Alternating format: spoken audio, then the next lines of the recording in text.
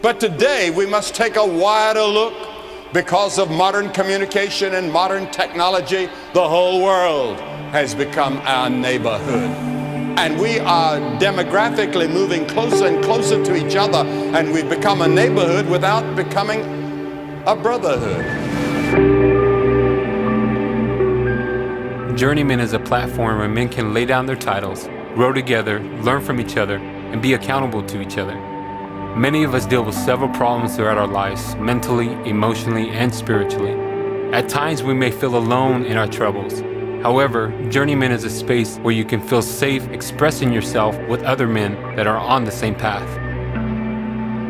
Journeyman is a space for people like myself who never thought they would be living purposefully in their life.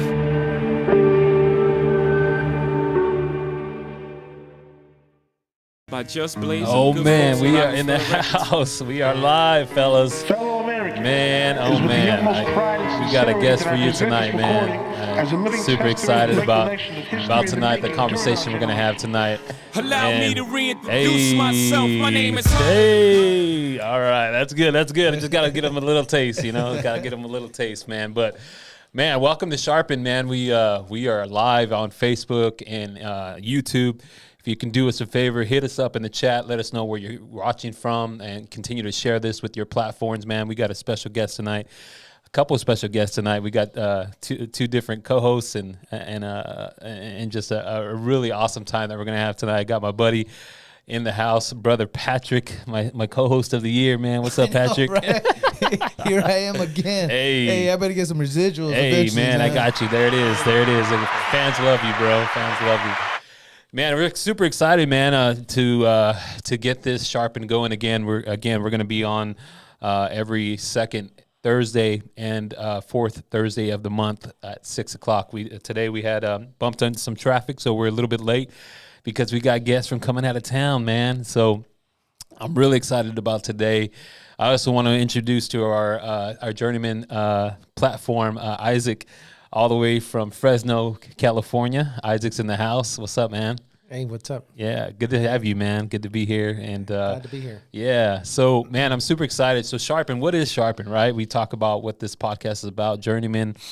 We are really just excited to have a very organic conversation for you all, for men who are watching this, and really highlight men who are stepping to the arena, man, and really kind of just doing some amazing things, whether it's in their home, in the areas of faith, family, and community, man. That's what we want to do.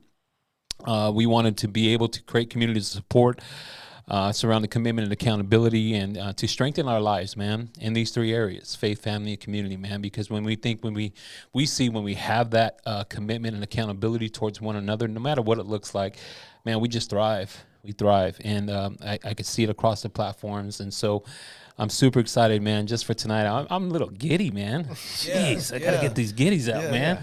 I don't know what it is, but man, I've never heard Jose do a high pitched scream. Right, dude. But Oh they my walked God. in. Yeah, it was. Yeah, I was like, where'd that come from? Don't do that on the pod, man. Don't scream all high pitch. All right, man. Man, Sharpen, we're just interested to have conversations about this commitment and accountability, focusing on strengthening our weaknesses, what we're good at, and at time, and really learning, increasing knowledge for us in these areas of faith, family, community, man. A couple weeks, or last week, the last time we were on, we had some two young minds just changing the world, man. Emmanuel Escamilla and Jose Burrell doing some amazing things locally, man. But these kids are young. And man, just tonight, man, I'm super excited because we have a special guest. Famous chef from Horn Barbecue out of Oakland. I got my buddy Matt Horn here in the house, man, and I'm just super excited to have this conversation. Grateful to be here, man. Prime time. It's prime brisket time. Yeah, we have from Fresno area and Right. Oakland Yeah. that met here. Yeah. and man, they made it here better than me. It was like 20 minutes away. So Right. I really appreciate you guys taking that drive and to make it here tonight. So yeah, we're super excited. Yeah, man. Thanks again. So Matthew Horn, man. So tell us, Matthew Horn, who are you, man? Who are you? Where you from? What's a little bit of your childhood? Like, where did you grow up? All that type of stuff. Let's start there. Yeah, no, definitely. Just grateful to be here. Grew up in the Central Valley, man. Fresno kid. Grew up on the west side of Fresno. Went to school out there, played football. Went to Edison High School. Okay. You play football? Yeah, football. Oh, track. man. What year? What year? I came out 05. Oh, yeah. man. 99, man. Yeah. 99. I'm a little older. Yeah. Oh, Jesus. A little bit, a little later. Yeah. Right? What'd you play, man? What position? Played whiteout. Okay. Yeah, I played whiteout, ran track. Our track team, 2-time Valley champion, all sectional. Yeah. Went to state. Just did a lot of stuff, really cool stuff in sports. Ended up leaving Fresno and going over to Valley Forge Military Academy on the East Coast. Okay. I just wanted to do something different, have a different change in an atmosphere. But, that experience really taught me a lot in terms of sacrifice, discipline, that sort of thing. So, shout out to Valley Forge for that. Yeah. And, Matt Horn, who am I? I'm a father, a husband, a friend, a brother. Yeah. You know what I mean? Love it, dude. Yeah. Love it, man. So growing up in Fresno, man, what was it like for you there? Like, I mean, you said you wanted to change. Oh my gosh! So well, did you grow up in poverty neighborhood and stuff like that, or? What the neighborhood that I grew up in West Fresno, there's a lot of beautiful people that come from there. But certain areas have different challenges when they're faced with different disadvantages. Right. So totally. the city did that, but you know what? The people there within the neighborhood came together, rallied together.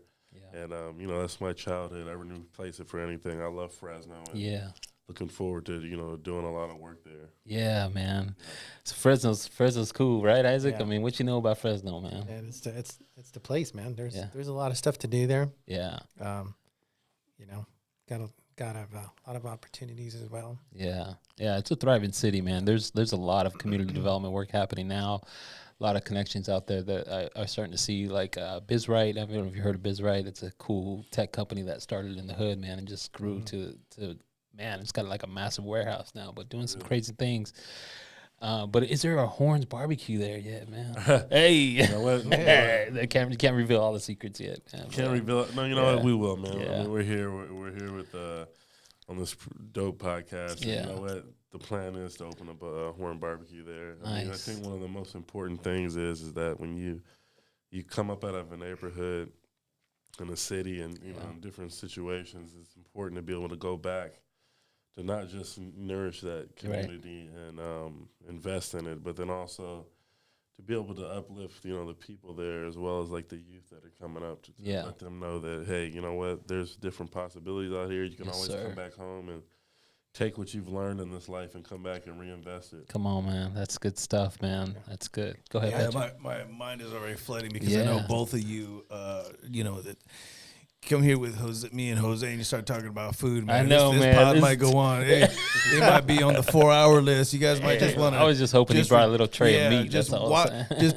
listen to this on a very long drive to L.A. or to San Diego because we're gonna be here for a minute. Yeah. And they came all this way. We're not trying to ask you 2 questions and have you leave, but you start talking about food. You in the right place. Right. And then so Isaac also.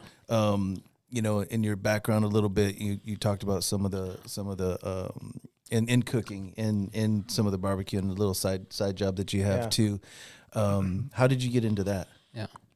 Yeah, it was just a leap of faith, honestly. I wasn't working at the time and just kind of jumped in, 2 feet first and started, out of the house and stuff. And again, it's just something small. Yeah.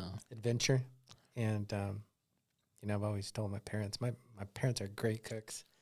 So that kind of rubbed off me. And I just said, hey, I'm going to do this. I wasn't working at the time and jumped into it. Yeah. But I'm learning, man. Yeah. Brought some money in. I got to get Matt Horn's master class. I got to get into He's done all the research on you, and man. we'll get into how that came about. Yeah. That came about. But you guys will learn really quick. My short attention span, if I don't ask a question, I'll forget. Right. So what have you seen, Matt, as far as food bringing community together? That's good. And as far as food being that kind of thing that, different races, different cultures, different ages, different economics level that brings that community together. What have you seen in your restaurant and in the surrounding communities? Yeah. So what do you do for your profession? And you can start with that and then jump into that question, man.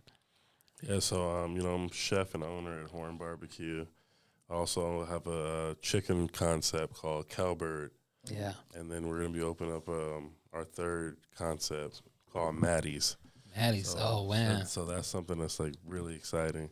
But you know what? In terms of food and the way that it connects people, food has a very beautiful way of bridging the gap and being able to create opportunities for collaborations as well as for people to be able to come together and you know, commune with one another. Early on during the pandemic, you know, I got my building in 2019, and you know, it took a year. I had challenges and you know, adversity I had to overcome to open up the restaurant. But you know, in the beginning of the pandemic, everyone was focusing on you know the shelter in place and a bunch of other different stuff that you know that could be seen as negatives or whatnot. And so what me and my team did, we decided to come together, and then instead of focusing on the negative, we began to give food away. Wow. And just cook and feed for the community. So we reached a bunch of different hospitals. We fed servicemen and women, people in the community, schools. And one thing that I realized is that in the act of giving and feeding the community, people started to focus on that than the negatives. Yeah. And I feel like that's the way that food brings people together, no matter where you're from, no matter what walk you are in life, and no matter what color you may look like. Food and barbecue, I always say all the time, is a great unifier. You know, a good friend of mine named Wayne Mueller out in Texas would always say that barbecue is the great unifier. And I agree with that. So I use that as a form of ministry to be able to go out and serve my community, and every fire I light is a way to, you know, light a spark in somebody's heart and to be able to touch people. That's great. That's great. Have you seen the same thing, Isaac? Yeah, no, I agree. You know, barbecue, you know, sitting around the fire, sitting around the aromas of the so meat, good, whatever man. you're I'm cooking, so hungry. you know? So, yeah, absolutely. I agree 100%. Yeah. You know, we have home fellowships at our house, and the thing is, when we call it the table, so it's the food, it's a table, it's the conversations, and then it just goes from there. Yeah. So, I mean, Matt's right on. Yeah. It brings community. And you look at it, I mean, this is a faith kind of based podcast too, where you look at the Bible and Jesus is over there cooking fish, you know, Right. like, you know, so like, Yeah, you feeding know, the thousand, multiply it. and Yeah. you know, feed 1,000, you know, Yeah. bread and fish too, and there's so many stories of that, and it just seems relatable in community even in 2023. So thank you for sharing that. Yeah. Yeah, totally, man. So let's talk a little bit more about Horns Barbecue, man. Like, where did that concept come from? Like, what's up with the Horn? You know, if you want to share a little bit of that. Well, you know what? I was working in retail management, and you know, I really enjoyed the people I was there working with. But you know, I couldn't continue to do that kind of work and not feel fulfilled. Yeah. With what I was doing, so that's how I felt. I felt like I was just showing up every day, just going through the process, and you know, I tried to find joy in everything that I do in life, and I just knew at that point it was time for me to, you know, go on to the next chapter. Yeah. And so, with that being said, you know, in an effort to try to save money, I started cooking at home, you know, in my apartment. Just tried to cook as much as I can. Now, in my mind, I thought I was a chef. I definitely was not a chef. It was very simple food that was easy, approachable, you know, like pastas and omelets and stuff like that. Okay, You know, it wasn't nothing great. It wasn't Top Chef. How many different ways can I make this top ramen? Right? Exactly. That's awesome. Trust me, I've been there. Man, That's it's awesome. like that's exactly what it was. It wasn't like anything special. Yeah. But I felt different in my spirit. Yeah. I felt a sense of purpose. Yeah. And that led me to trying to decide and really just kind of hone in on a very specific type of food that I would prepare. Yeah. And I landed on barbecue because barbecue was always a thing that brought family together. So whether it be a wedding, a birthday party, or just a gathering, you know, just bringing the people together, it would be, you know, with barbecue. Right. So I made that decision to commit to it. And I'm really obsessed with like Bruce Lee and, you know. Oh, I love Bruce Lee, dude. Amongst that, you know, the focus that they have and really just kind of honing in on your craft and being obsessed with your craft. And That's that good. obsession took me from Los Angeles to driving to Fresno. Wow.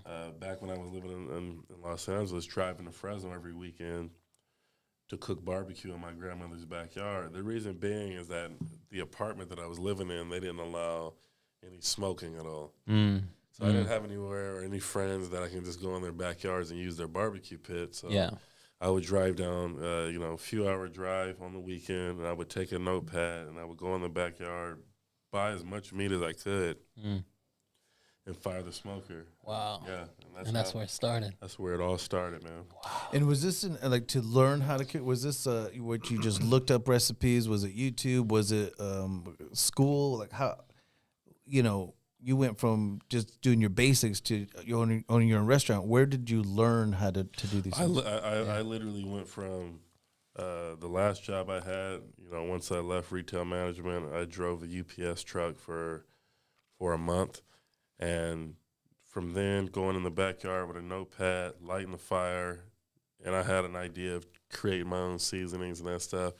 And it started from there. There was no YouTube or cookbooks or anything like that. I just allowed the Spirit to lead me, and I just allowed myself to be led on this journey. And I was just like, you know what? I'm willing to commit myself and fully submit myself to this journey. Yeah. And when I did that, I started to just develop these different processes back there in the backyard, and processes that I still use today. And my staff that's, that's been there at Horn Barbecue, worked there, and no longer working there, all of which have used all of these principles of which I've learned in the backyard. Wow. And we've taken it and we've applied it to the product that we're, giving our guests every single day. Yeah. And so it just went from there. And then, as I've gotten a little bit more mature, as a chef, then that's when I started kind of going in, years after going in and wanting to study. And then the crazy thing about it is I never studied anyone else doing barbecue. Yeah. I would try to study other chefs that mastered different cuisines. Oh, that's good. So I could be able to try to take these principles and, these different techniques and try to apply it to what I was doing with, the cultivation of fire. Man, awesome. That's good. Go ahead, Patrick. You jumping. Ask both of you. You said something I'm going to kind of catch on to. You were in retail, and you said, I just didn't have a purpose. I knew that there was basically more to life. It's good. And how many men are listening? How many people are are just listening to this? Maybe stuck at a job, maybe stuck in a 9 to 5, or just stuck in church, eight and hit the gate. Yep. They're stuck in maybe a faith environment where like I'm not living, I'm just getting by. Come on. What was that again? 8 and the gate. What was that? Hey, do your 8 and hit the gate. Do your 8 and hit the gate. Like that's Patrick's saying, man. Hey, Patrick's got some more liners for you, you know man. What, Pat? I'm gonna be honest with you, man. I'm not trying to cut this brother off. You're good. I'm gonna be real with you. Yeah. In terms of the 8 and hit the gate, that's how it would feel. Where before I would even clock in, I was ready to go home. I heard that. There was nothing that was pulling me in. I didn't feel like I was achieving anything. And now here's the thing. I'm going to be completely honest with you. Mm-hmm. For anybody that may be working in retail or maybe managing any retail store or anything like that, I salute you. I champion you. It's very hard work. And I appreciate the people that show up every day to be able, for us to be able to go shop and that's restocking and that sort of thing. I worked at Costco in the warehouse as well. It's very hard work, and there's a lot of people that take pride in their work. I talk specifically about myself where I was always searching for something greater. I always had big, grandiose ideas. I always was like this really big dreamer. But the thing about it is I knew that with those dreams and visions that was placed on my heart, I understood that there needed to be a level of commitment to that, but then also there needed to be a measure of execution. That's good. That takes place. So that's something that I always understood. So I always tried to achieve something that would make me nervous. I always say that if you have a vision or dream in this life or you want to accomplish something, and if it doesn't make you feel nervous, then it's not big enough. That's good. That's great. It's not big enough. So that's I wanted to go for something bigger. So I was just like, well, why don't you teach yourself this with managing fire, temperature, internal temperature, external temperature, meat cuts, all this different stuff, create everything from scratch. That's the way they want to do it, and see what you would create with that. And then once that happened, I decided to put my name on it and call it Horn Barbecue. The reason being is that Matt Horn is guaranteeing you this stamp of excellence, and just to know that there was no corners, there's no shortcuts in life. Hey, and I'm a testimony of that. There isn't any. It's we're good. I have to admit this. I'm gonna testify. The Bible says, "Confess your sins one another." Right. That's what I'm gonna do. So there's healing. Anyways, I go to the restaurant. The first time we kind of connected, you were filming something. They were filming you. I don't know if it was Cinemax, HBO. Somebody was filming you, and we went with a group of brothers, some fellow journeymen, and I'm like, I'm not a barbecue guy. Sorry. I'm not, dude, but I spent $150 that day and ate like a pig, and it was so good, man. And I say that because the quality of the food, you can tell, like, it's been prayed for. It's been like, just like, you can just tell the work is in there. It's just what he said. It's delicious food. Now, recommendation before we go into is to arrive early. That's the best. Bring your chair, bring a book, bring your Bible, whatever you want to do. Sit there and wait in line. The last time I went, dude, I was first in line, bro. I was like, hey, yeah, it was so good. Well, go ahead, Patrick. Does your wife know that you spent $150? She does. She does, because I spent $200 when I brought her. So, or actually, we spent what, $250? I think last time we went too. It was so good though, man. Don't text me later. I'm paying my tithes, man. I shouldn't have said nothing. Paying my tithes to my brother right here. You were gonna say something? Yeah, no, I was gonna tell Jose, like, you know, I pre-ordered, so it was a week in advance. Yeah, didn't have to wait in line. So do it that way. That's a smart way. I just like the experience. I just like to come and see him sometimes. That's what I do, man. I was like, where you at, man? Where you at? Do you have anything to add on? No, I just wanted to comment on when he was talking about his journey, and I thought of, you know, you got to love what you do. Yeah. And he was talking about purpose and passion behind it, like getting up every day, and you know, I love the, you know, being nervous about the adventure. That's great. And then the other thing was, I just heard the word forerunner. Like, you know, he was a John the Baptist and barbecue. Like, he didn't. Yeah. He just like paved the path. He was a trailblazer in what you did. Like, you know, it wasn't no YouTube, no, like, you know, everybody wants to go there and said, oh, let me go. That's how I kind of looked at barbecuing. It was like, you know, it was like, how can I make the best brisket, right? Texas style brisket. Yeah. And man, there's so much to learn. People think it's easy, like, oh, just barbecue, just turn on the fire and just throw some meat on there. It's like, no way. There's so much that goes into it, so much learning, so much practice, learning from your mistakes, you know?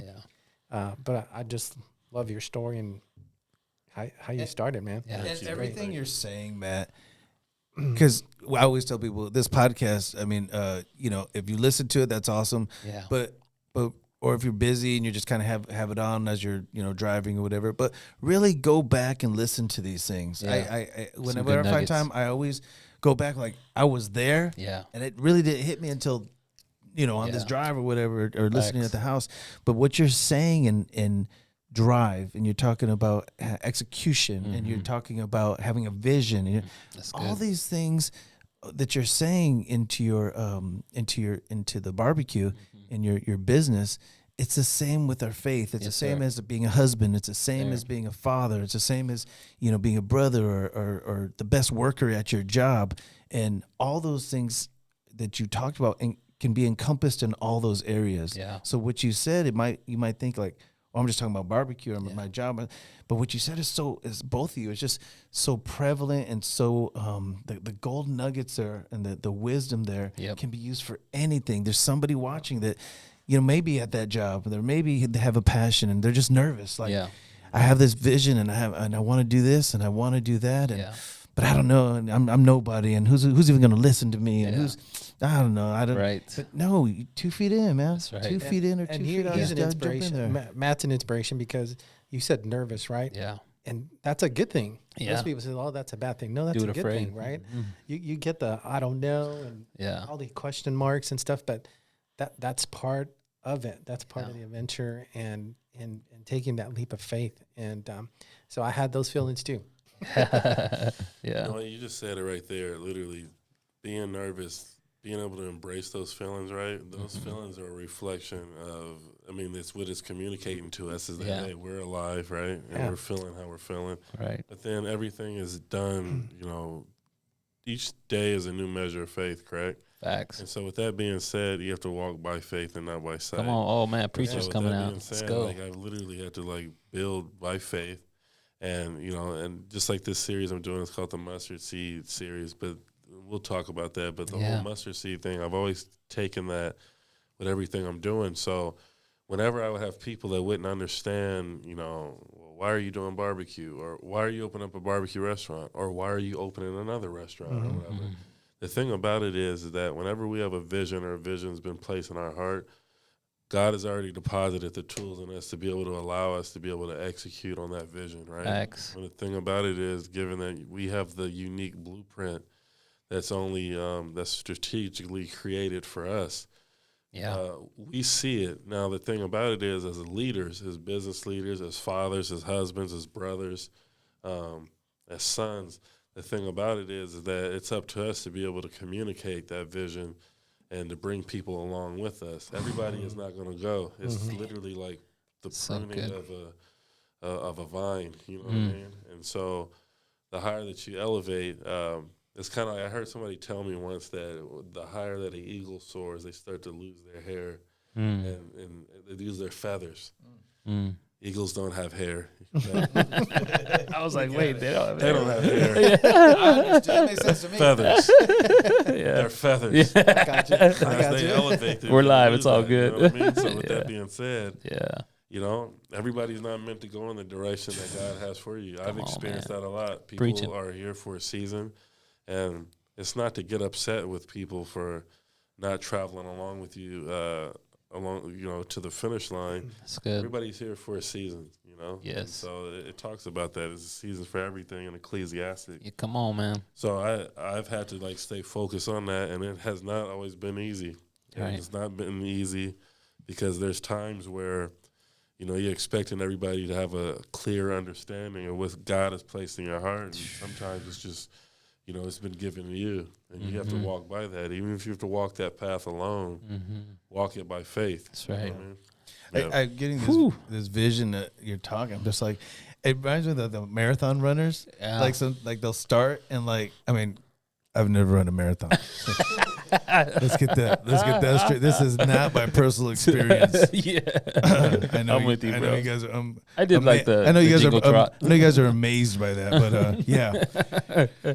But you see the marathon runners where they'll run and then with a little group, and sometimes then they excel outside of that group. Yeah. And then, or maybe some fall back, but you're not always in that group that you're running with. And then the longer it goes, I see like separation as you're talking. I'm like, I could see you as like a marathon. And then there's some people that you just meet, you know, randomly throughout your life that really did help. And that reminds me of those people at the side where they give you water. Yeah. And you run by just enough to, go. Yeah. Okay, I needed that talk. Yeah. I needed that That's kind of good. wisdom. And then now I'm moved on. But ultimately it's that person, just that person running that race. That's good. And that's what I see in you, brother. Yeah, That's true. That's powerful, man. Using that, I mean, using that whole analogy with the marathon. I've never done a marathon before either. And 2 years ago, going into the New Year's, I'm like, hey, you know what? I'm going to sign myself up for a marathon. Yeah. And the thing about it is, I didn't properly prepare to do it. So I made the decision to not do the marathon. Yeah. So some time has passed. I still haven't did it. But the thing about it is, you know, the whole stepping in, and like you were saying, 2 feet in. I mean, if you want to take the island, you got to burn the boats. Yes. Yeah. Right. And so, with that being said, you can't be 1 foot in and 1 foot out. You got to be all the way in. You got to be fully committed. And then, you know, along the way, you'll have these little things that fuel you, like the people that give you that water while you're doing that marathon. But the cool thing about a marathon versus a sprint is that one, it's a race of endurance. Yeah. Which life is that way. And then we're going to face challenges and adversity.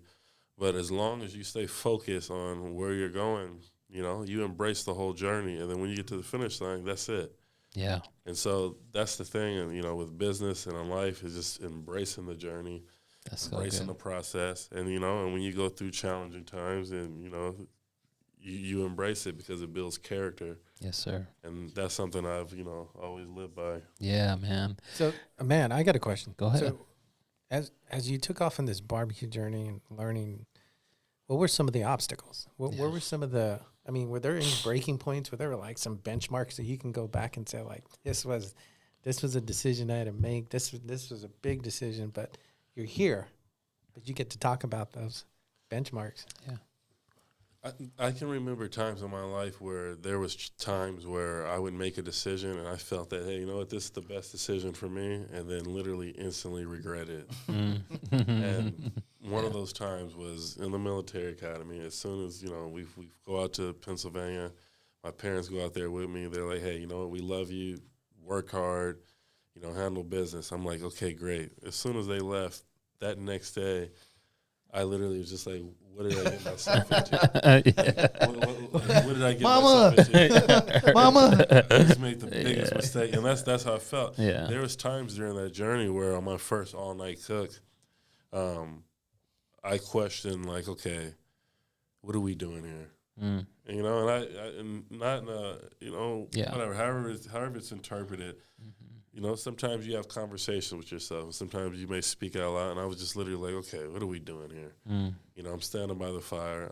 I'm exhausted. It's 2 a.m. I have all these different meats, but I've already promoted a pop-up. So people are going to start lining up at 6 a.m. Yeah. And camping out and putting their chairs. So I'm like, I have to stay committed to this.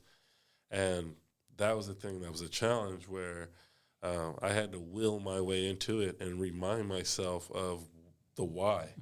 It's easy to get caught up in the what. You need to have an understanding of the why in life. Yeah. And that's the thing that's allowed me to be able to navigate beautiful times that I've experienced as a chef, negativity that I've experienced as a chef, understanding like, hey, you know what, Matt, there was a purpose that was placed in your heart. So with that being said, I need to finish this cook. I need to complete it. Yeah. And I will complete it with the same level of execution that I did the last cook. And then the next cook will be done the same. And so those were some of the things where I'm just like, okay, you have to continue to do this. And like the same thing with the whole, like I said earlier about the new measure of faith. Yeah. Each day is a new opportunity to go out and be great. Like I said before, you want to take the island, burn the boats. And I said this, I say this a lot, and any of my friends or anyone who knows me, I say this pretty regularly, like that Rome wasn't built in a day. Right. But every hour they were laying bricks. So every day is a new opportunity to lay bricks in the foundation of the path of achieving your dreams. So then I look back at it now, and it feels like I've been doing this for 20 years. That first fire was lit in 2016. Wow. And so with that being said, with everything that's been accomplished up to this point, the book is a bestseller on Amazon. I'm grateful for that. Yeah. What's the name of the book? Horn Barbecue. Horn Barbecue. Yeah, you can find that on Amazon. Horn Barbecue on Amazon is a really great book. I'll post the link in there. Shameless plug, right? Hey, it's all good, man. We support each other, man. But, just being able to look back on it and be like, man, look what we've overcome. And it's been beautiful. It's been great. It's been inspiring for so many people. But it hasn't came without, without hard work and sacrifice. I wanted to say that you said commitment, and when you said commitment, I heard faithful. Like you've been faithful in the little, and now there's much, and just keep digging. You're digging, right? You're being faithful on it, and sometimes consistency is where you win the game, right? Yeah. It's not who shows up the first or who runs the fastest, but sometimes it's just being consistent every day with the goal in mind, with the vision in mind. And before you know it, you win everybody else because they just dropped out because they were in it for the sprint, or they were in it for, the feeling or what it looked like. But it takes commitment, and when you're faithful at something, the outcome, the vision comes to pass. You know what I mean? That's powerful. I mean, that's powerful, being faithful. And, you have to ask yourself, like, when you look at, okay, what animal is the king of the jungle? You have the hippo, this large animal, the rhino. You have, like, the giraffe that's the tallest. You have all these different animals, right? Yeah. And then you look at the lion, and the lion is not the largest, not the fastest, not as fast as a cheetah. It's mindset. And then that's the thing where it's like, okay, be faithful with a little bit and you'll be rewarded with a lot. But then also then once you do come into a position of leadership, there's a greater level of responsibility that comes with it. And I've always tried to maintain a measure of humility, even in the midst of trials and tribulations and, dealing with people that haven't had the best interests. And, and you got to be careful for that in life. Right. Everybody that, the enemy knows the word. That's good. You know what I mean? Yeah. So Yes, sir. I've dealt with that, and you just have to continue to stay focused and literally encourage yourself. Encourage yourself. You gotta encourage Yeah. yourself. You Don't have wait for to. other people to say it. You encourage yourself. Yeah. You got to encourage yourself, and you know what? And it's like, as long as you wake up every day and you look in the mirror and you know who you are, you know what your purpose is, and you understand your why. I go out into the world with that, and I try to share that with others. Even right now, to come do this podcast, there was a robbery at the restaurant, and there was a break-in earlier in the week. Wow. And something was stolen last week, and this sort of thing. But then we still show up every day, open our restaurant to serve our community, despite these disadvantages that are around us, because these are circumstances, given the conditions of our community. And there's a lot of community leaders and groups that are doing everything they can to work to alleviate that. But I don't go in and complain. I'm not coming in here to complain about it. I'm in here to to fellowship with brothers and congregate, and inspire those that are watching. Yeah. You know what I love about what you're saying too, Matt, is I can tell not just by hearing the lines outside of that you have to wait for it, at your restaurant and your business and your success. When I see people like that, their drive and their why and stuff like that.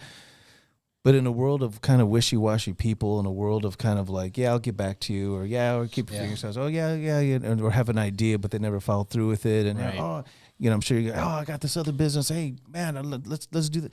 Nobody's following through. I can tell with you, your yes is your yes, and your no is your no. That's facts. And that is so important. I can tell with you, your yes is yes, and your no is no. And in those times where things were hard, and you talk about, I have this pop-up that I'm going to do, and you already said yes. Right. You already said you can't unscramble an egg. Like, I already said yes. Right. I already said yes, and now I got to do it. And Good. how many people need to grasp that? I'm telling y'all, yes. Go back and listen to this pod, I heard man. that, man. Hey, you just kind of listening. No, go. Yeah, I can't unscramble. You go back, because this is just this. I am blessed, within the first 5 minutes of this conversation with you guys, and just thank you. I could tell, but I could tell yes and no, but no. Can you touch bases on the work that nobody sees in your business? That's good. I always say I teach locally, and I was young officers, and I tell them at every job, no matter where you're at, as an officer, as a department, it could be at Walmart, you have three. You have your all-stars, you have your just enough, and you have your, man, you need to go, man. And I'm not saying that's what, I would hope that there's none in there. Anybody listening, there's nobody that works there like that.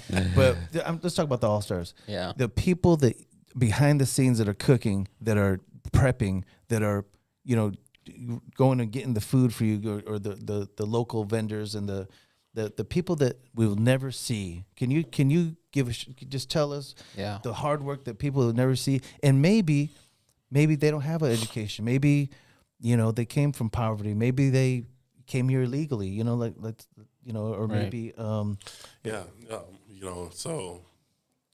the most important part of a fence is not the front of the fence. It's what's behind that fence. Yeah. And I say that as it reflects the character. I mean, as we talk about that, it's reflected in character that Sorry, I'm going to put you up a little bit. a lot of the work that you don't see that goes on behind the scenes, it's a lot. And I'm not a one-man show. I have a beautiful team. I'm grateful right now. I'm the happiest I've ever been right now as a chef. I'm the happiest with the team that I have at the restaurant right now.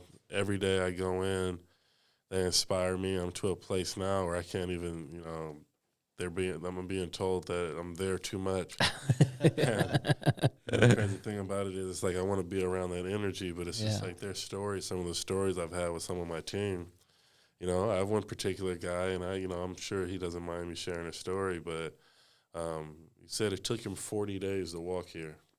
Wow. And so those 40 days that it took to walk here, they literally, you know, had limited water. Wow. And they would light fires, and they would take tortillas and they would cook the tortillas over that. No salt, nothing else like that. They would chew that, and they would have a little bit of the water. There was they would walk through the desert. There was sandstorms, all kinds of different stuff like that. Wow. And you got to think about it. You know, why are they going through that? Well, they're going through that to, escape a certain type of a circumstance or a certain type of living condition, to be able to try to find opportunity. Right. And so I love them to death. They know that. I communicated to them. Thank God for Google Translate. Come on, man. And a little bit, I feel so bad. Like Miss Hernandez, my teacher, and I had Spanish too. And I passed my Spanish too. I thought you were Hispanic, bro. You know what? I forgot. You know what? If you don't use it, you'll lose it. Yeah. And so like, literally, my brothers is, you know, I'm using like more and more. And the thing about it is, they come in day in and day out. They're not worried about being in front of the camera. They're not worried about any awards. They literally come in and work. And I'll never forget him telling me, you know, because I had a bunch of people like quit on me at the restaurant. Yeah. Right? The restaurant industry has high turnover. Yeah. So, but you got to understand that if somebody is quitting anything, it's easy for them to quit when they don't have that purpose that's been placed in them. Sir. They don't see the vision. They're not connected to it. So the feeling and love for what they're doing is not there, or whatever reason people quit. Right. I was always taught in life that when you start something, you finish it. That's how my parents raised me, the men in my family. That's how we grew up. And so there was a lot of times I wanted to quit a lot of things. You know? The military, you know, when I went there, that was hard. I didn't quit. I finished, and I did what I had to do. But one thing about it is that they told me, they said, I come here to work. I have a family that I feed, and I used to recycle pallets and bottles. And this is how this gentleman was able to pay for his daughter to get to college and get through college. Wow. And it literally, I didn't do it in front of him, but it brought me to tears, because on the flip side, you know, I've had people quit and leave for less. Yeah. And so with that being said, these are the people behind the scenes, the dishwashers, the porters, the preppers, the line cooks, that, they may not have the attention of a chef. And when you look on TV and you see all these chefs and there's this and that, and there's all these awards, these competition shows, whatever like that.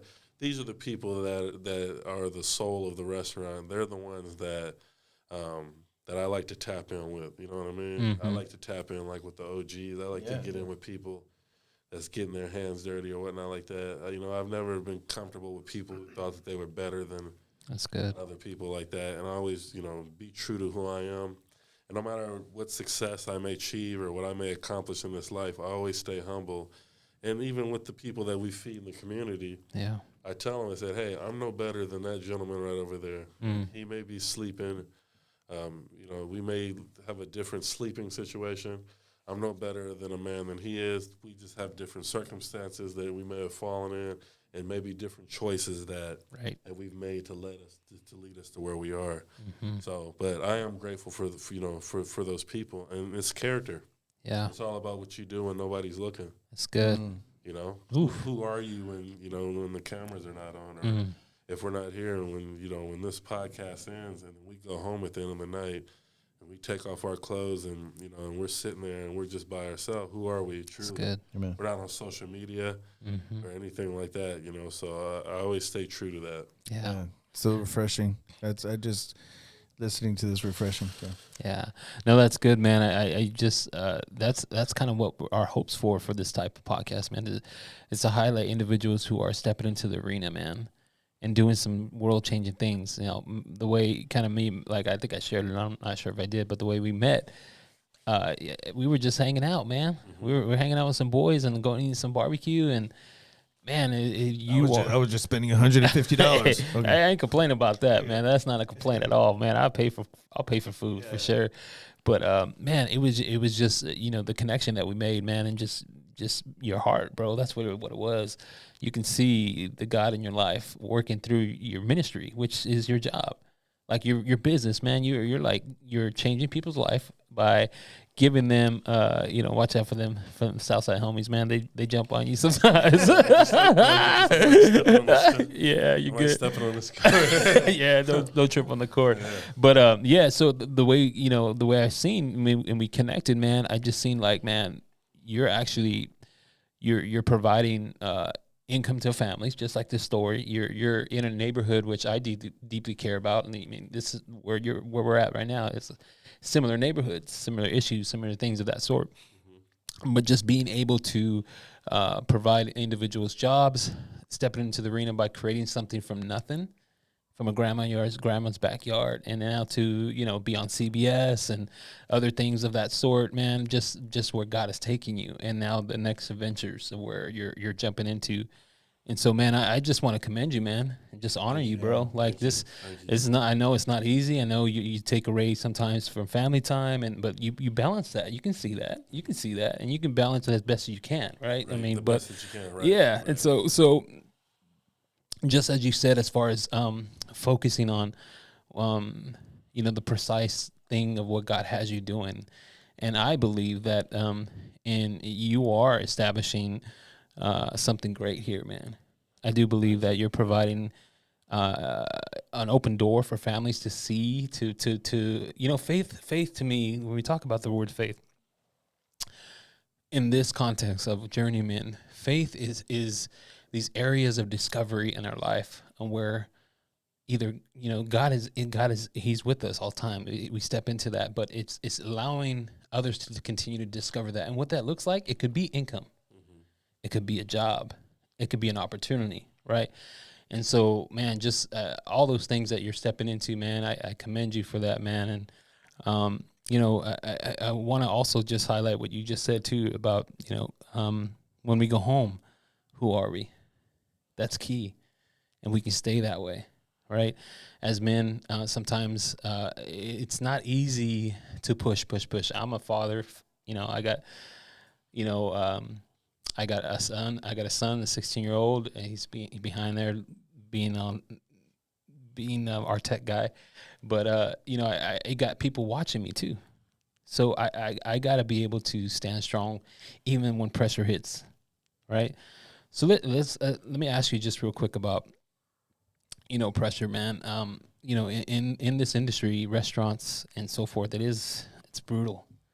It's brutal, man. You got, sometimes you got, like you said, people who aren't true to the game and so forth, man. So how do you recoup with that? How do you deal with that, man?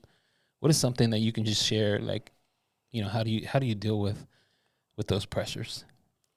You know what? First, breathe and remember, the why, of course, but then also operate with a sense of discernment. And I say that because a lot of people are going to come and, offer support that's not sincere. Yeah. There's a lot of hidden agendas. That's good. Sincere. Yeah, good. There's a lot of, I've dealt with a lot of that. People, call you brother, tell you that they love you, hang around you, everybody's buddy, and then, when it comes time to, everybody wants the low-hanging fruit, right? And so when it's time to get your hands in the soil, it's good. Really get down on your knees and really cultivate the soil and get your hands dirty and work, then you start to see, who's really there for, wow, for the journey, right? Come on, man. And so with that being said, you deal with a lot of pressures of, I deal with it where me being a black chef and me doing barbecue, which historically is Southern cuisine, right? Right. And literally cooking the foods that we cook, being compared to other restaurants, being compared to people in other states. And I hope this is as good as Texas. And it's like a lot of the barbecue I had in Texas is not. No. Now, the reason why I do Texas style barbecue is I respect the process. That's good. I mean, you look at pictures on social media, I mean, you really can't taste that food. Right. And so, you have to live up to the quality of that, but you have to live up to, a certain image or perception or, hey, well, just like they said, I'm so grateful that you and your family came and spent money. But I hear it all the time where they're like, hey, you guys are too expensive. Oh man! And I think a lot of time, I think a lot of time when it comes like to barbecue, that people are programmed in their mind that it's supposed to be something cheap. So it's like, and there are those options there. Yeah. To be able to go out and get, if you want cheap barbecue, someone who didn't put love and intention and care in the process of preparing that meat. There's people that will give you that, but you're dealing with high meat costs. You're dealing with the economy. You're dealing with volatility that happens regularly, and so when you're delivering a product at the highest level that you can give it, it needs to be priced accordingly. Come on, and then you have to be able to deliver that. And so it's like if anybody is delivering excellence to you and intentional about being great at what they do. Shouldn't we appreciate that? Facts. It was in the Last Dance documentary, and I'll never forget that. I think it was Michael Jordan, and he said, they asked, like, why do you show up and why do you work so hard? I think it was Tim Grover said, after he won the championship, everybody was going on vacation, and he asked Mike, like, hey, next year, when are we going to get going? And he said, tomorrow.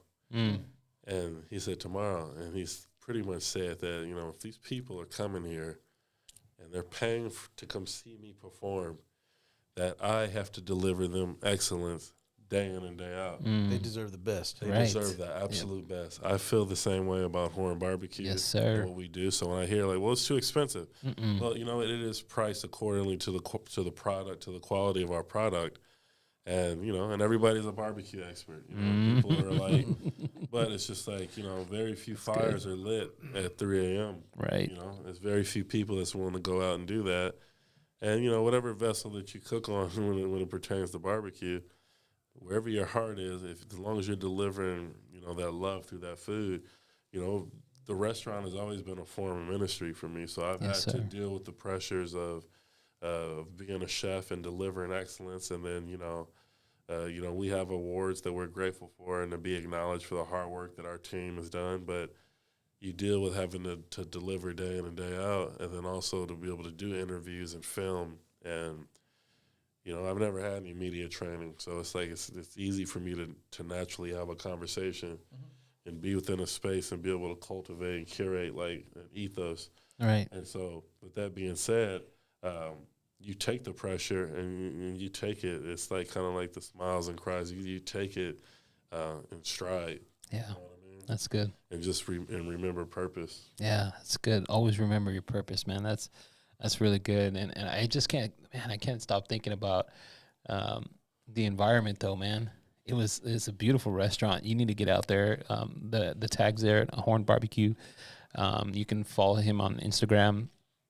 And then from there, he has a website which have all the other restaurants that are coming out. And the book. Yeah. I posted in the link there in the comments. This is some amazing stuff, man. And just to see the restaurant, it's beautiful. I mean, it's a dope spot. I would say the vibes there is cool. You got an outside seating, which is awesome. And then you got you go through the line, get your cuts. Oh man, it's so good. I was like, man, I hope Matt comes in with the tray. That's all I was. That's all. Here's the leftovers. So I was like, oh, I'm just kidding. But man, it's just really good. And I think like I said before, it's you're stepping into this arena of being a chef that you can tell the quality, man, and the all the other stuff that naysayers and so forth, man. We always gonna have our haters, always. But you know what? The Bible even says, love them. Well, also you're talking, and the question that Jose asked is, how do you get through when you're dealing with certain people? Yeah. And this perseverance to get through it. And what I hear you saying, and when you're telling how you get through it, I hear that there are people that walk away, but then there's the ones that stay. Yeah. When when the low hanging fruit is gone and that are in the soil with you. It sounds like to me that you have those people in your life, and it sounds like to me like when it all hit the fan and looked around, there might have been one standing there. That's good. And I want to let you know that's very Christ-like. Yeah. You know, the Bible talks about Jesus healing 10 lepers, and one came back to praise him. Yeah, that's and good. Jesus was like, powerful. weren't there 10? You know, where's the other 9? You know, where's the other 9? I'm sure that's but what there he's was thinking, just right? that one that, and you know, he knew that when he healed the 10, that only one could. But it's the one that came back, and it sounds like to me that you, in dealing with a lot of people in your business, big turnover and all those things. There's definitely those that have stuck with you, and they're the ones that come back. And so I know that you're gonna acknowledge them, and I know that, you know, maybe it's this conversation tonight where you've always known it, but a chance to reach out and say, hey, I just want to let you know, you're the one that stays, and when everybody else leaves, you've been here. And it could very well be a man that walked for 40 days. Right. That number 40 right there is just, that's all Bible right there. That's all over there. It's like, you know, you got, if I walk 40 days, I'm chewing on tortillas, man, you will find a bloated brother right there on the floor, man. I get, dude, I heard man, that, if I man. gotta walk That's more respect. if I gotta walk more than 20 feet, I'm gonna have to take a break. But, I heard that. But you know, and it shows your character. Yeah. And I just want to tell both of you, you know, like, it's not easy, like Jose was saying, but, you know, brother, keep doing what you're doing, even on the days you don't feel like it. Yeah, that's good. So I just want to appreciate that. I appreciate that. Yeah. you guys that, man. That's good. There's days like that. You know, it's not always, I'm getting up, I'm doing this. Yeah, we did this today. It was success. It was there's days where, you know, I question, like, you know, sometimes what do you do when you don't see that light at the end of the tunnel? And you have to continue walking by faith and, you know, putting one feet down and continue to move forward. And Langston Hughes, there's this poem where it says, life hasn't been no crystal stair. And I think about that, where you expect adversity, you embrace adversity, you embrace the challenges. It's going to come. What does it do for us? What's on the other side of the storm? Yeah.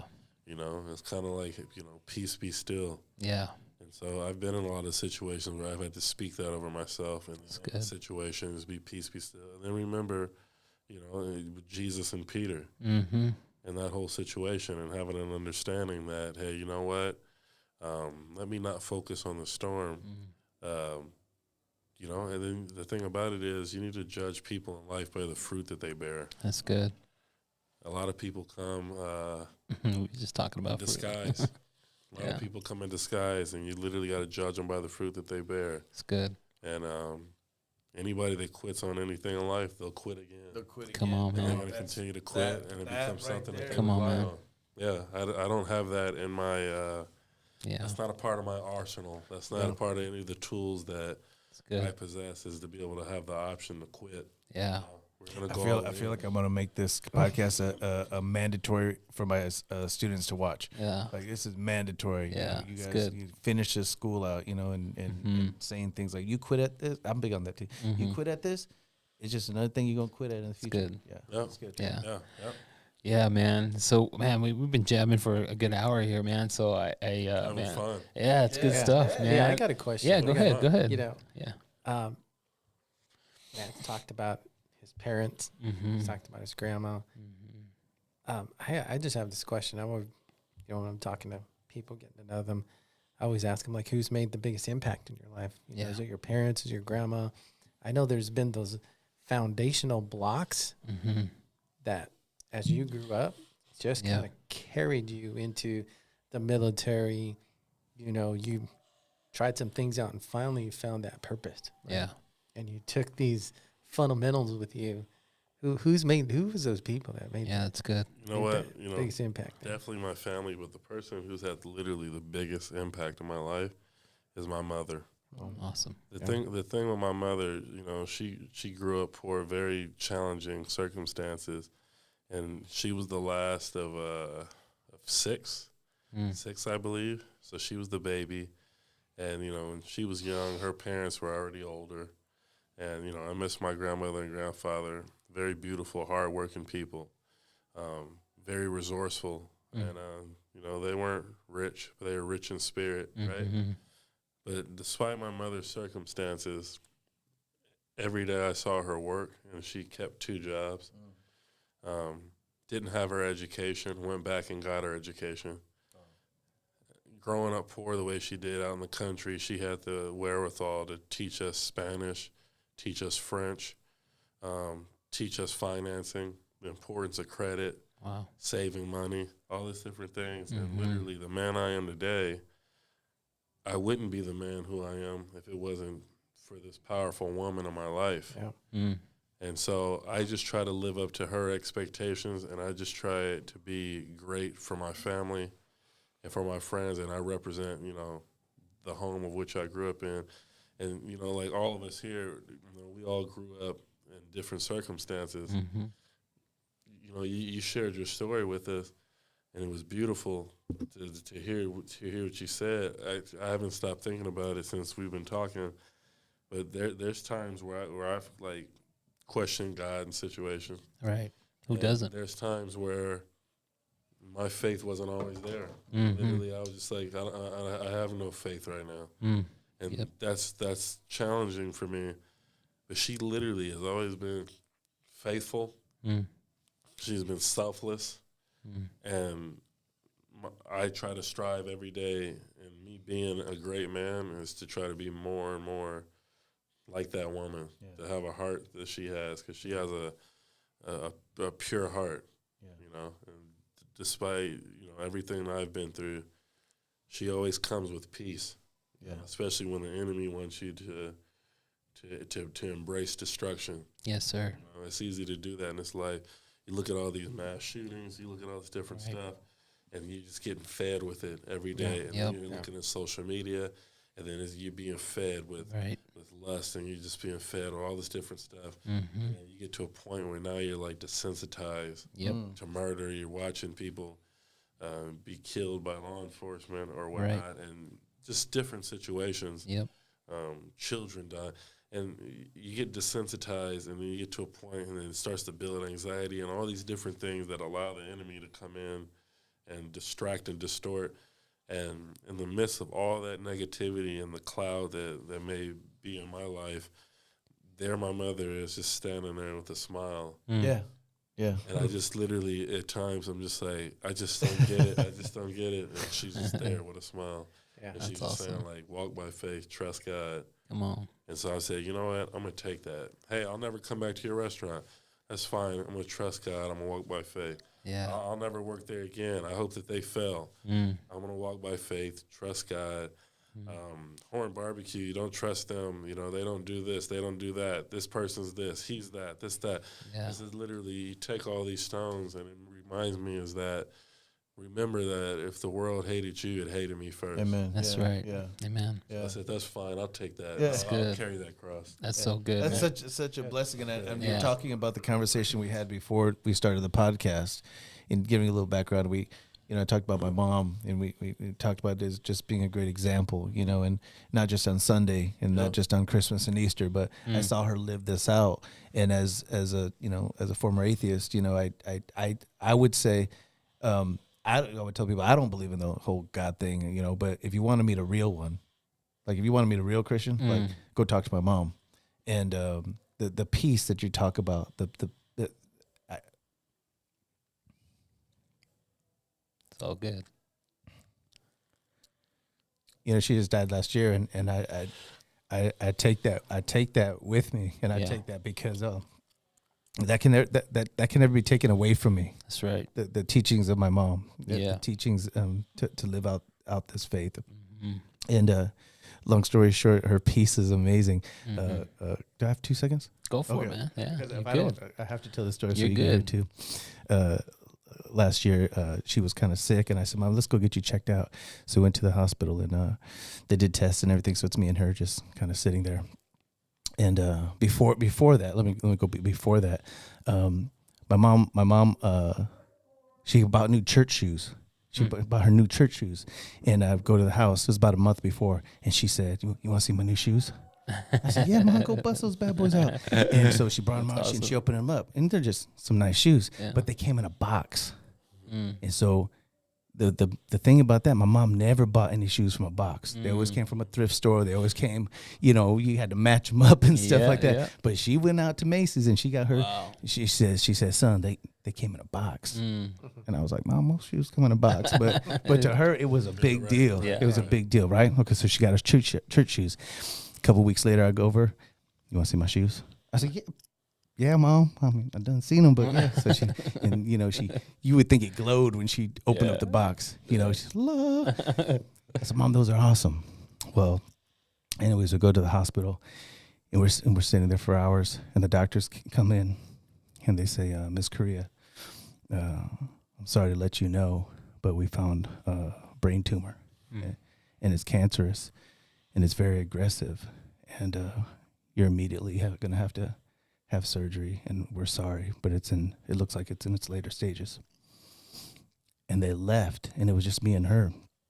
And I'm just, you know, I'm just trying to hold it in and be strong because, you know, I'm her son, and I don't want to break down in front of my mom, and just hang in there, Patrick, you know, just because I'm thinking she's gonna be like, no, Lord, why me? And hit the floor and stuff like that. Yeah. So I look over at her just to see what she's gonna do. And she looks at me and she says, oh, man, I just bought them shoes. That's awesome. Wow. She just found out she's gonna, you know, have a brain tumor, cancer, and the peace that was upon her, the peace of Christ and the peace of her faith. That's awesome. All she came up with, oh man, I just bought them shoes. That is awesome, man. Yeah, thanks for sharing that vulnerability, man. That's some true facts, man. We all grew up in different environments, different homes, and so forth, and so, you know, we are today who we are based off of what we've pulled or who we grew up with in our lives. And, you know, I'm grateful for my parents, and you know, in the way that my father raised me was different, right? And I'm grateful for my mom. She showed me some different things. Like, I got the party side from my mom, you know. So my mom's a partier, but my dad grew up really hardcore veterano. So, you know, I'm appreciative of all that, man. And that built our character and who we are today, man. And so, man, I'm just thankful for you showing up today, Matt.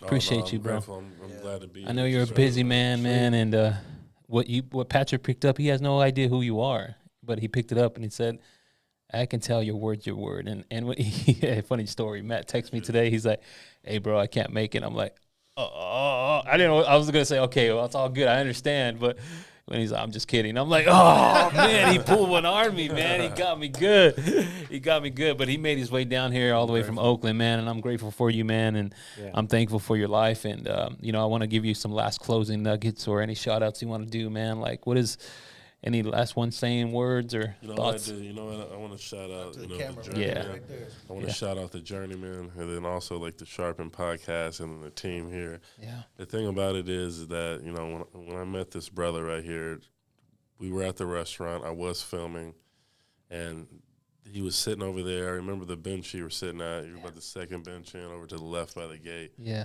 And you guys were sitting down having a nice meal. And the cool thing about it is when I came over just to greet you guys, there was a warmth, love that came over me when I hugged you. Yeah. And so you have something radiating, something beautiful, you know, about you. And I'm grateful for that. And, you know, I may not always respond back. Trying to do a bunch of things. Trying to, you know, you're trying to build and do stuff. It's like, you know, that's not an excuse to not respond to the people you care about, the people you love. We got to be able to take time out of our life to appreciate those that are taking time out of their life to even reach out to us, right? Yeah, that's good. So with that being said, like, you know, you've always reached out to me. And, you know, the last time you were there, it was very comforting to be able to be on there with those brothers. Yeah. And to be vulnerable like that. And, you know, and then to be able to come on and you provide this platform. You know, you and your co-host, this brother right here, to be able to have this beautiful platform. And for me to meet this gentleman here. Yeah. I'm honored to be here with you guys, and thank you for allowing me to just be here and join you guys. Be honest with you. Yeah, man. No, man. So, future plans. I appreciate you too, bro. It's good stuff. I know where you're at, bro. So I'll find you. You know what I mean? So it's all good. Yeah. Come and see you. It's all good. I need to get down to Oakland more, man. Some good food. So, Horn Barbecue. The IG's right there.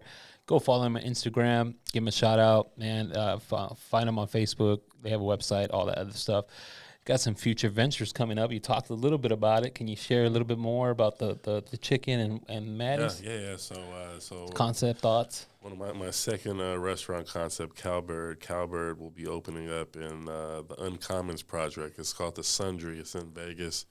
So that'll be opening up pretty soon. I want to be at that grand opening, bro. Oh, yeah. Hey, let's go. We got to make it happen. So, Let's do it. Yeah, let's definitely do that. And then, I have my burger concept, really cool, fun concept. Reminds me of an old burger joint back home I used to go to. So that was the inspiration for that, called Maddie's Old Fashioned. So that'll be opening up soon in Oakland. And just signed a contract to do another cookbook. Come on, man. Wow. Yeah, so I'm excited about that, and we're working on a cool show as well. So awesome. We're working on a pilot for that, and so excited, dude. Inspired. Now is the show a podcast? Is it TV? It's TV. Yeah. TV, yeah. TV, Right.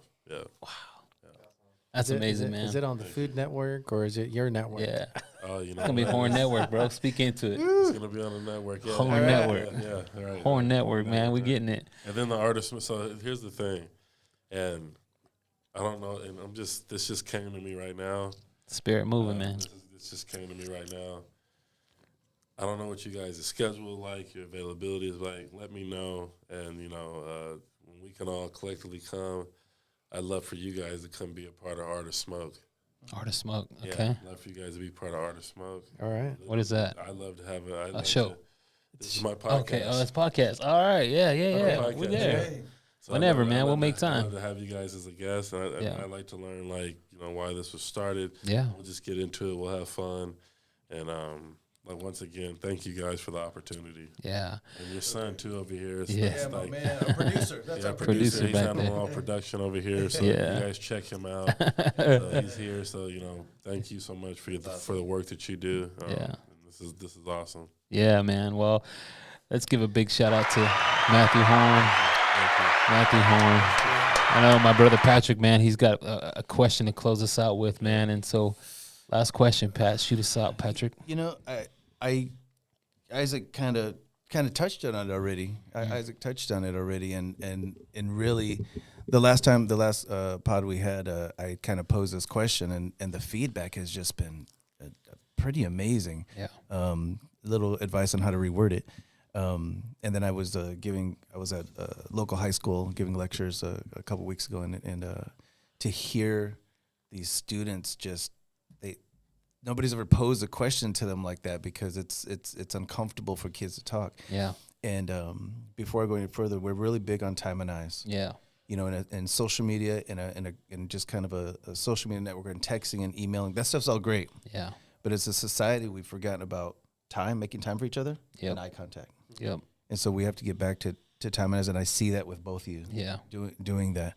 And the question posed is basically, who raised you, and what characteristic do you want to pass on? Yeah. Now, I usually ask it like this: what characteristic do you want to pass on, or what characteristic are you like, I ain't passing that on? We're not gonna ask that no brother more. was like, hey man, you on a podcast, and some of these people are still around, they're gonna be listening now. You don't want to. I was like, okay. I got the chunk left. Yeah, for that one, yeah. bro.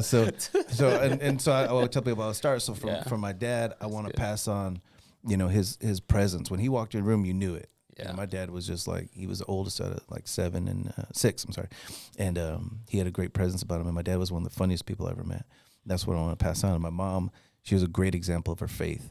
Like, once again, it wasn't on Christmas and Easter and just on Sunday, but I saw it every day. And even when I didn't believe in God for many, many, many years, I saw the example. And so that's what I want to pass on. So whether it be who raised you or a mentor, what characteristic do you want to pass on? That's good.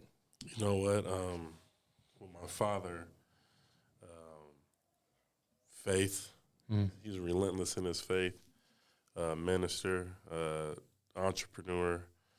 you know, he's dealing with health issues right now. But, you know, like with life, we got to take it and, you know, move on and continue living life. But my mother, Grace, yeah, Grace. And so they've instilled that. I want to pass that on to anyone that I can, and my children, you know what I mean? But those two things. That's awesome. Yeah. Awesome. Isaac? Yeah. Who raised you in? Characters. Yeah. I think the common thread for all of us here on the table is that, you know, our parents are a big part of our lives. My mom was huge impact for me. So it's got to see my parents. Their, I would say their faithfulness, their resilience, their consistency, and just their trust and faith in God. Yeah. Solid, rock solid. Yeah, man. That's super good, man. That's a good closeout, man. Patrick, thank you for that, man. Well, again, man, we're super thankful for Matthew Horn's Barbecue. Check him out. The IG's there. Go find it in Oakland. Get there early. Let me just tell you that. Bring a chair, bring your Bible, bring a book to read, bring something to sit in line and wait for this amazing food. It's delicious. And check out the other ventures that he's establishing here pretty soon. And what is it called? Smoke. What's the podcast called? So it's called Art of Smoke, because you know, we're closing out last thing. Yeah, go ahead, brother. Speaking to the mic a little bit. We're doing the Academy of Smoke. Oh. And the Academy of Smoke there you go. Really barbecue program for the youth. Dope. And that's something I'm excited about. So Dope. if you guys are, you know, you have any kids, any younger kids under the age of 12, you want to learn the art of barbecue, fire management, cooking, you know, sauce making, we do that. Is that in Oakland? That's in Oakland. Dope. That's in Oakland, yeah. Dope. Yeah, so give them a follow. Yeah. The Academy of Smoke. Yeah, that's going to be good. That's signing going to be good. Signing up. Man, I'll make you sign up now just to bring that barbecue home, man. Man, but man, I want to close it out, man. Thank you again. Man, there's some good stuff. Appreciate you, man. Appreciate you, man. Good stuff, brother. Good stuff.